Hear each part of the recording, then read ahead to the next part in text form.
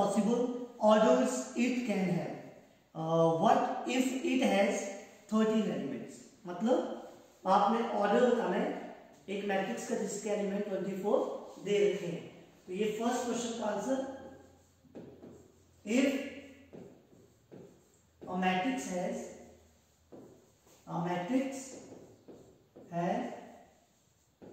24 elements, then the possible orders of matrix are क्या रहेंगे? आपने 1 से स्टार्ट करना है और मल्टीप्लाई के बाद एलिमेंट 24 बनने चाहिए। ठीक है, मतलब दो नंबर ऐसे लेने हैं जिन्हें मल्टीप्लाई करने के बाद क्या बनना चाहिए? 24। ठीक, तो यहां से 1 से स्टार्ट किया आपने, 1/24 मतलब 1 × 24 इज इक्वल टू 24। 2/12, 3/8, 4/64।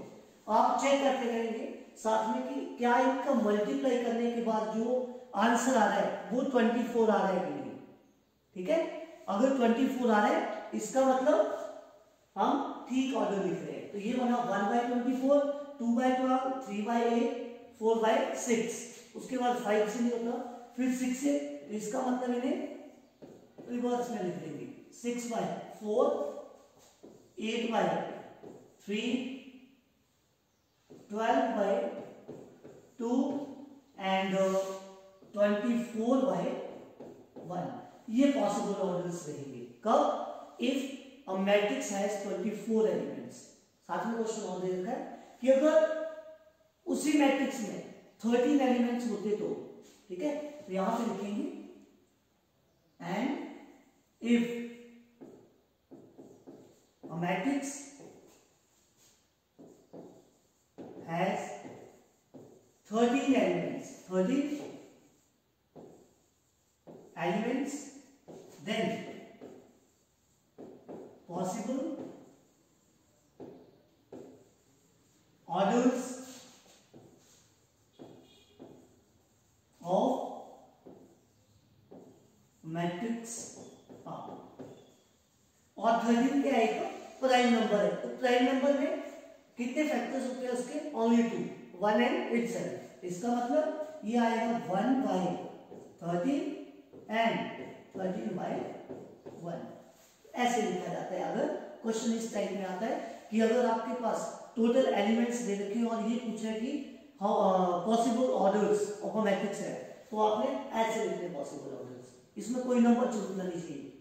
ओके, दो ऐसे नंबर लेने जिन्हें मल्टीप्लाई करने पे वो नंबर आंसर में आए, तो वो सारे के सारे इसके ऑर्डर्स होंगे।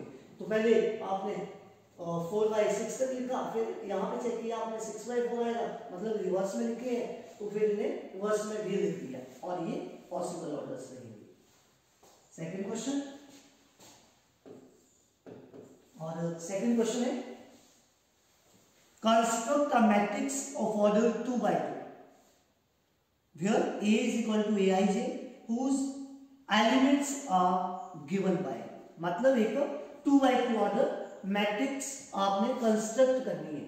तो कंस्ट्रक्शन में सबसे पहले 2/2 ऑर्डर की मैट्रिक्स बोले, इसका मतलब 2 रोज और 2 कॉलम्स, मतलब ये एलिमेंट आएंगे A11, A12, A21, A22। ऐसे रफ में आपने एक डायग्राम जैसा बना लेना है।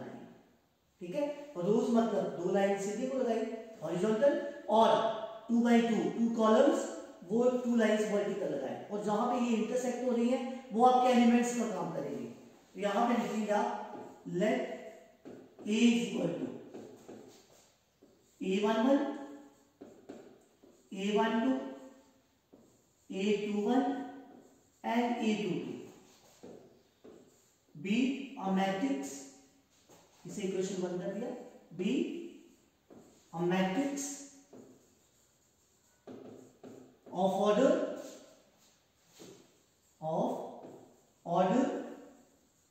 2/2 कंस्ट्रक्ट करने के बाद आपके पास a is equal to A I J लिखा है और ए आई जे की वैल्यू दे रखी है, तो यहां पे लिखेंगे ए I J, A I J is equal to, ये वैल्यू आपके पास गिवन है और ये है आई प्लस जे होल स्क्वायर, आई प्लस जे होल स्क्वायर और होल अपॉन 2, ये दे रखा है। ठीक है, जैसे आपके पास एक मैट्रिक्स आ जाए, जिस ऑर्डर की मैट्रिक्स आपने लिखनी है और ए आई जे गिवन होगा, तो ये सारे के सारे एलिमेंट आपने फाइंड करने होते हैं। तो इसके लिए आप लिखोगे नाउ A11, A11 का क्या मतलब हुआ, I की वैल्यू भी 1 और J की वैल्यू भी 1, ये बना 1 + 1 whole square upon 2, that is 1 + 1 2 और 2 2 4 अपॉन 2, कैंसिल करके आपके पास वैल्यू आ गई 2। सेकंड A12 में I1 J2 whole square upon 2, तो ये बना आपके पास 2 + 1 3 3 9 अपॉन 2। नेक्स्ट इज A21, अब I2 है और J1, ये बना 2 + 1 whole square upon 2, that is equals to, यहां पे पुट कर रहा हूं मैं, और 3 3 9 अपॉन 2। नेक्स्ट है लास्ट इज A22, A22 का मतलब I भी 2 है J भी 2 है, तो 2 + 2 होल स्क्वायर अपॉन 2, ये बना 2 + 2 4 और 4 4 16 upon 2, that is equals to 8 is equal to 8, ये वैल्यू आ गई। ठीक है, अब जैसे ही वैल्यूज आ गई, इन सभी को उठा के आपने इक्वेशन 1 में पुट कर देना और ये आपका आंसर आ गया। यहां पे लिखेंगे put these values in, put these values in equation first, और 1 में पुट किया तो आपके पास बना a is equal to, check करेंगे, फर्स्ट वैल्यू आ गई 2 9 upon 2 9 upon 2 8, 2 9 upon 2 9 upon 2 and 8, और ऑर्डर 2/2, बस ये मैट्रिक्स आ गई। तो यहां पे आप लिखेंगे विच इज और required matrix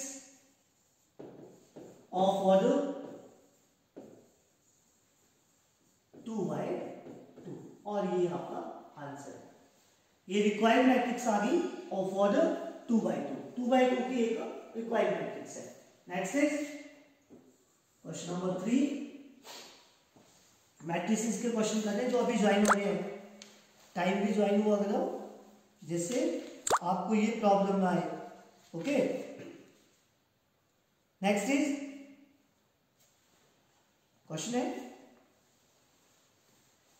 find the values of x, y and z from the following equations. तो मैं एक इक्वेशन यहां पे उठा रहा हूं और इक्वेशन है गिवन लिख दिया, और गिवन में x + y + z, x + y + z, second is x + z and last y + z, y + z, ये मैट्रिक्स है आपके पास, और इक्वल्स टू में आपके पास है ऑफ ऑर्डर बाद में लिखते हैं 9 5 एंड 7, ये। ओके, तो सबसे पहले आपने इन मैट्रिसेस का ऑर्डर लिखना है।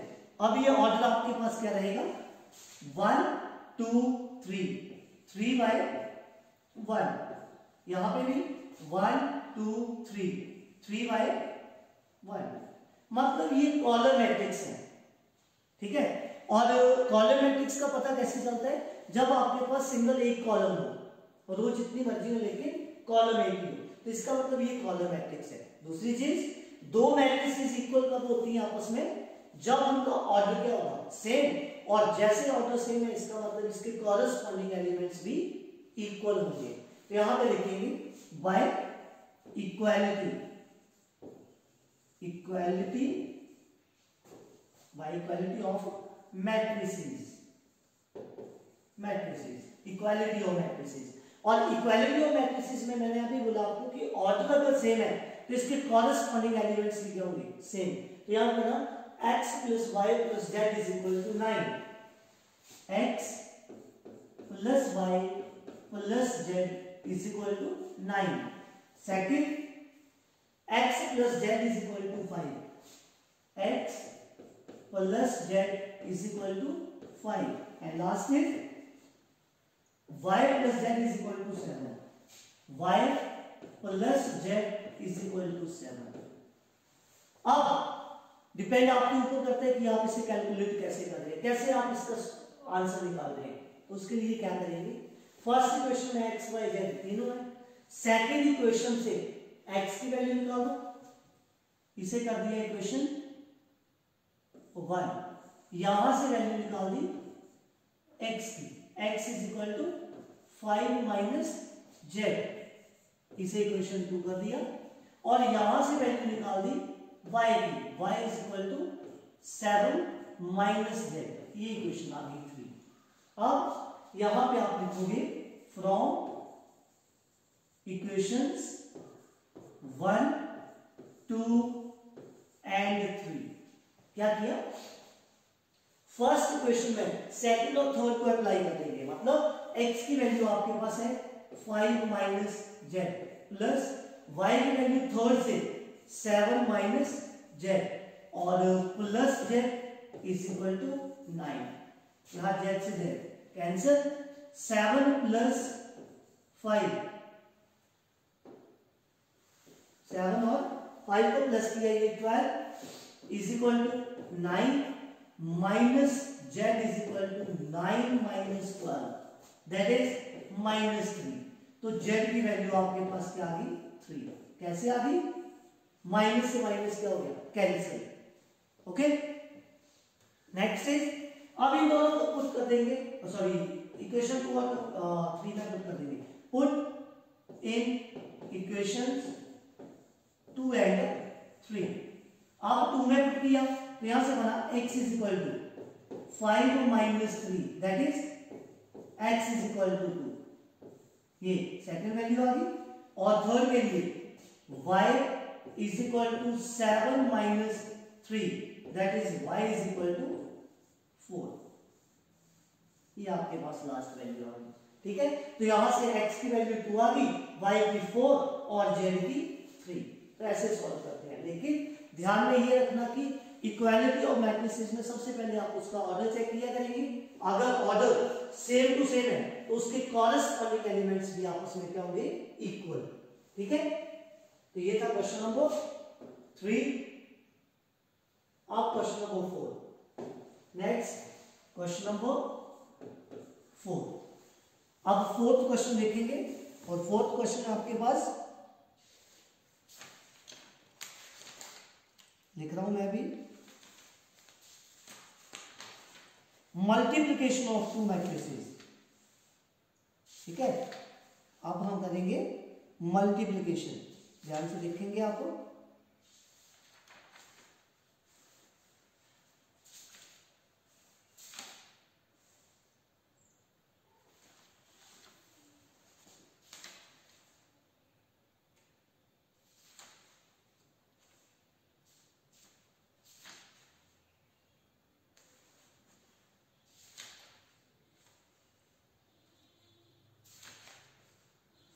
मल्टीप्लिकेशन से पहले बच्चे ट्रांसपोज है इसका, ट्रांसपोज कर लेते हैं। ठीक है, तो ट्रांसपोज में यहां पे लेट कर दिया मैंने a के इक्वल, और क्वेश्चन है find the transpose of the matrix. Transpose के बारे में बता रहा हूं, तो ट्रांसपोज में आपके पास वैल्यू है -1 5 6, -1 5 6, √3 5 6, √3 5 6, and last is 2 3 -1।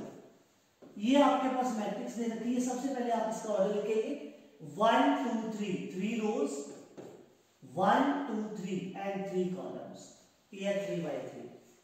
Okay, 3 rows 3 columns. अब ट्रांसपोज की बात की है, तो ट्रांसपोज के लिए आप क्या करेंगे, देयरफॉर ए ट्रांसपोज को आप डैश से लिखते हैं या फिर ए ट्रांसपोज को a raise to power t से लिखते हैं, एक ही चीज है, a raise to power dash a raise to power t, ठीक है, a डैश या a raise to power t।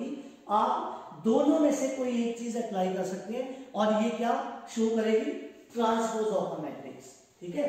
अब ट्रांसपोज ऑफ मैट्रिक्स क्या होता है, साथ में बता भी रहा हूं मैं और अप्लाई भी कर रहा हूं।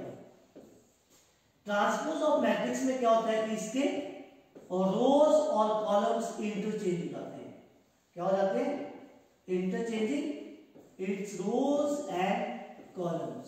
मतलब ये ऑर्डर 3x3 है और डैश लगा देंगे तो इसका मतलब क्या है, तो इसका मतलब इसके ऑर्डर, इसकी रोज कॉलम बन जाएंगे और कॉलम रोज बन जाएंगे। तो यहां तो दोनों ही 3 है तो ये 3 रहेंगे, बट यहां से चेक कैसे करेंगे और सॉल्व कैसे करेंगे, आप पढ़ेंगे रो और लिखेंगे कॉलम, -156 पढ़ा रो लिखा कॉलम, ट्रांसपोज कर रहा हूं मैं। सेकेंड रो √3 5 6 और थर्ड रो 2 3 -1, ये इसका ट्रांसपोज हो गया। मैंने बोला ट्रांसपोज में इसकी रोज और कॉलम आपस में इंटरचेंज हो जाती है, बट रोज और कॉलम के लिए यहां पे अगर ये डिफर दे रखी हो तब तो आपको यहीं से पता लग जाता है, लेकिन यहां पे पता इसलिए नहीं चल रहा है क्योंकि यहां पे नंबर ऑफ रोज और नंबर ऑफ कॉलम्स जो है वो सेम टू सेम है। ओके, फिर मैंने बोला कि आप जब ट्रांसपोज करोगे तो पढ़ेंगे रो और लिखेंगे कॉलम, ऐसे करके, तो ये इसका ट्रांसपोज हो गया। ओके, नेक्स्ट क्वेश्चन है इसमें, symmetric and skew symmetric matrices. तो सिमेट्रिक और स्क्यू सिमेट्रिक मैट्रिसेस में जो मेन क्वेश्चन है वो है express the following matrices as the sum of symmetric and skew symmetric matrices. तो इसमें क्या आ गया, क्वेश्चन नंबर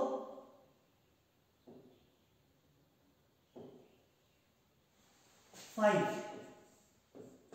और फिफ्थ क्वेश्चन आपके पास, एक मैट्रिक्स आपके पास दे रखी है, उसे सम के इक्वल प्रूव करना है as the sum of symmetric and skew symmetric matrices के। तो इसमें सिमेट्रिक और स्क्यू सिमेट्रिक मैट्रिसेस दोनों आ जाएंगे। तो सिमेट्रिक में क्या करते हैं, कोई भी मैट्रिक्स दे रखी है, जैसे सपोज करो आपके पास ए मैट्रिक्स है, तो आपने प्रूव करना होता है A is equal to A dash या A dash is equal to A. अगर किसी मैट्रिक्स का ट्रांसपोज उसी मैट्रिक्स के इक्वल आ जाता है तो वो मैट्रिक्स सिमेट्रिक मैट्रिक्स होती है, और अगर किसी मैट्रिक्स का ट्रांसपोज उसके नेगेटिव के इक्वल आता है, मतलब A transpose is equal to -A, then matrix A is said to be skew symmetric matrix. यहां से लेट कर रहा हूं मैं, let A is equal to, और A आपके पास दे रखा है 3 5 1 -1, 3 5 1 -1 ऑफ ऑर्डर 2/2। और हाँ, एक चीज और ध्यान में रखना कि ये सिमेट्रिक और स्क्यू सिमेट्रिक हमेशा स्क्वायर मैट्रिक्स का ही होता है, ठीक है। ये मैट्रिक्स कैसी रहेंगी, स्क्वायर मैट्रिक्स। अब हमें क्या प्रूव करना है, ये टू प्रूव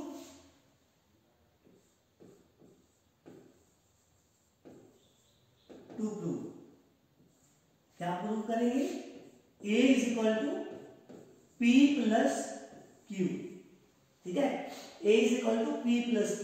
अब ये P प्लस Q क्या है, P is a symmetric matrix and Q is a skew symmetric matrix, क्योंकि क्वेश्चन में ये बोला, प्रूफ आपने ये करना कि गिवन मैट्रिक्स जो है वो सम है किसका, सिमेट्रिक और स्क्यू सिमेट्रिक मैट्रिक्स का। तो यहां पे ब्रैकेट में मैं लिख देता हूं where P is equal to, formula होता है इसका 1/2 A प्लस A ट्रांसपोज, और साथ में इज अ सिमेट्रिक मैट्रिक्स, ये प्रूव करना है। और क्या हो, is equal to 1/2 A minus A transpose, और is a skew symmetric matrix. Okay, ये प्रूव करेंगे। P को आपने प्रूव करना है सिमेट्रिक मैट्रिक्स और Q को प्रूव करना है स्क्यू सिमेट्रिक मैट्रिक्स। ठीक है, तो मैं अब स्टार्ट कर रहा हूं now. P is equal to, P होता है, बोलो 1/2 A plus A dash, dash का मतलब ट्रांसपोज, और ट्रांसपोज में यहां से निकाल देता हूं A transpose is equal to, और रो को कॉलम में लिख दो 3 5 और दूसरी दो 1 -1, ये भी 2/2, यही पे फाइंड करनी है ये टेबल के साथ, जिससे यहां पे इजी हो जाए। तो ये वैल्यू बनी is equal to 1/2 A 3 5 1 -1 plus 3 1 5 -1, ये वैल्यू आ गई। फिर सॉल्व किया तो ये बना P इज इक्वल टू 1/2 3 + 3 6 5 + 1 6 1 + 5 6 -1 -2, ठीक है। और जैसे इसे 2 से डिवाइड करोगे आपके पास आएगा 3 3 3 -1, ये P की वैल्यू आ गई 3 3 3 -1, ये आ गया P is equal to 3 3 3 -1, P की वैल्यू आई। और साथ में लिखेंगे देयरफॉर P डैश, मतलब इसे सिमेट्रिक भी प्रूव करना होता है, तो P डैश आ गया आपके पास 3 3 3 -1 विद डैश, मतलब ट्रांसपोज, और ट्रांसपोज किया तो ये बना, और ये किसके इक्वल आ गया इज इक्वल टू P। तो this implies P transpose is equal to P, मतलब किसी मैट्रिक्स का ट्रांसपोज जब उसी के इक्वल आ जाता है तो हम क्या लिखते हैं, therefore P is a symmetric matrix. ये सिमेट्रिक मैट्रिक्स आ गई। अब Q के लिए देखेंगे हम क्या आता है, एंड Q, और Q का फॉर्मूला था 1/2 A माइनस A ट्रांसपोज। जैसे वैल्यू पुट करेंगे ये बनेगा 1/2 इनटू A आपके पास है 3 5 1 -1 3 5 1 -1, और ये एक मैट्रिक्स है, माइनस इसका ट्रांसपोज क्या आया था 3 1 5 -1, ये माइनस करके आया। तो माइनस करके जो वैल्यू आएगी वो आ गया Q is equal to 1/2 into, minus करेंगे ये बना 3 - 3 0 4 5 -1 4 0 4 और 1 -5 -4 और 0 -4 और 0, ये बना। जैसे डिवाइड किया आपने तो ये बन के value 0 2 -2 0, that is equals to Q, Q के इक्वल आ गया, ये क्या क्या आया 0 2 -2 0। ओके, अब जैसे आपके पास ये वैल्यू आ गई,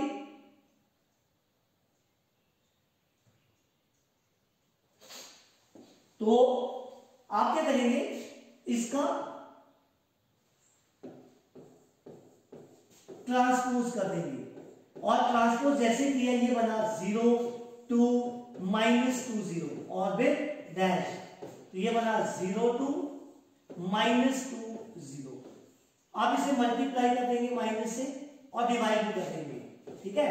तो ये बना 0 2 -2 0, और ये किसके इक्वल आ गया Q dash is equal to minus, और ये वैल्यू किसके इक्वल है Q के। अब किसी का ट्रांसपोज, किसी भी मैट्रिक्स का ट्रांसपोज उसके नेगेटिव मैट्रिक्स के इक्वल आ जाए तो इसका मतलब क्या लिखेंगे हम, therefore Q is a skew symmetric matrix, symmetric matrix. और अभी हमने सिर्फ क्या प्रूव किया कि P और Q सिमेट्रिक और स्क्यू सिमेट्रिक मैट्रिसेस है, ठीक है। अब लास्ट में क्या करेंगे, नाउ सम ऑफ मैट्रिसेस, मतलब नाउ P प्लस Q, आप जो P और Q की वैल्यू आएगी उन्हें प्लस करेंगे। तो P की वैल्यू ये आएगी 3 3 3 माइनस 1, 3 3 3 माइनस 1 प्लस Q की वैल्यू आ गई थी अभी 5 की, वो हमने Q आपके पास आया 0 2 माइनस 2 0,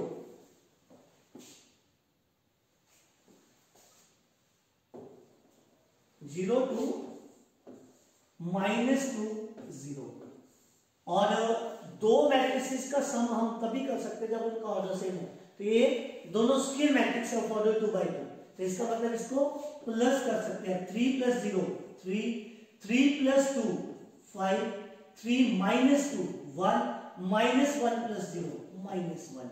और अगर चेक करें यहां पर तो ये किसके इक्वल आया, a के, तो ये बन गया this implies P plus Q is equal to A, और हेंस प्रूव। क्या प्रूव कर दिया इसमें आपने कि सिमेट्रिक और स्क्यू सिमेट्रिक मैट्रिसेस का सम गिवन मैट्रिक्स के इक्वल है। इसका मतलब हमारा क्वेश्चन कंप्लीट हो गया। ओके, पता लग गया। तो ये था क्वेश्चन नंबर 5, ठीक है। नेक्स्ट अब एक क्वेश्चन मल्टीप्लिकेशन का। तो मल्टीप्लिकेशन में सबसे पहले ध्यान में रखेंगे आप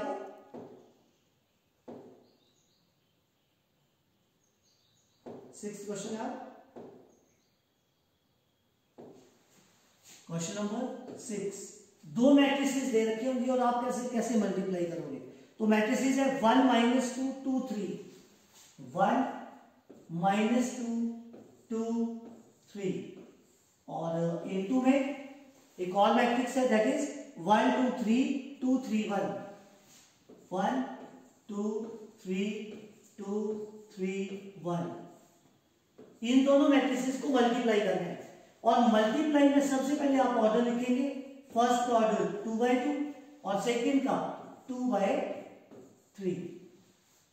तो ध्यान में रखना, जब भी दो मैट्रिसेस को हम मल्टीप्लाई करेंगे तो फर्स्ट के कॉलम और सेकंड की रो आपस में इक्वल होनी चाहिए। अगर ये इक्वल है तो मल्टीप्लिकेशन तभी पॉसिबल है। फिर मल्टीप्लाई कैसे करते हैं, row into column is equal to 1 element. तो रो इनटू कॉलम चेक करोगे यहां से, रो इनटू कॉलम में क्या आएगा, row into column, first row first column क्या बनेगा, 1 इंटू 1 प्लस माइनस 2 इंटू 2। फिर फर्स्ट रो सेकंड कॉलम, ये सेकंड कॉलम, तो ये बना 1 into 2 plus minus 2 into 3। Last first row third column, तो ये बना 1 इंटू 3 प्लस माइनस 2 इंटू 1, ये बनेगा।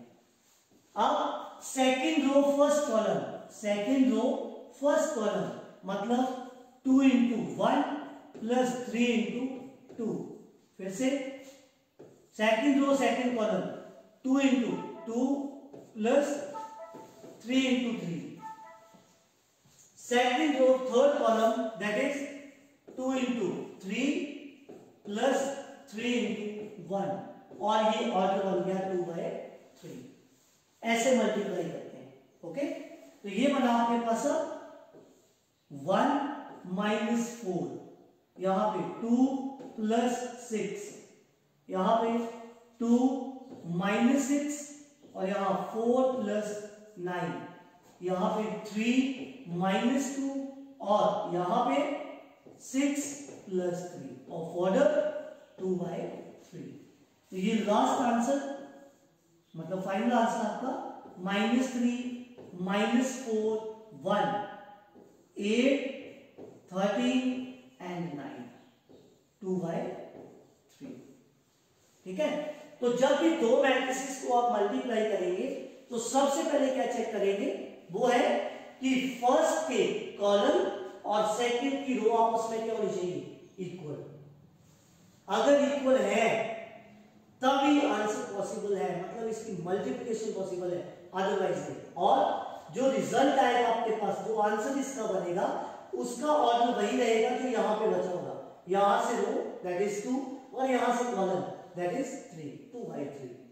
मल्टीप्लाई कैसे करते हैं, first row first column is equal to first element, मतलब फर्स्ट रो फर्स्ट मैट्रिक्स की, फर्स्ट कॉलम सेकंड मैट्रिक्स का is equal to first element resulting matrix का। ये ध्यान में रखेंगे। ओके, तो ये थी आपकी वहां से मैट्रिसेस, मैट्रिक्स सॉल्व की हमने। ठीक है, ओके, थैंक यू।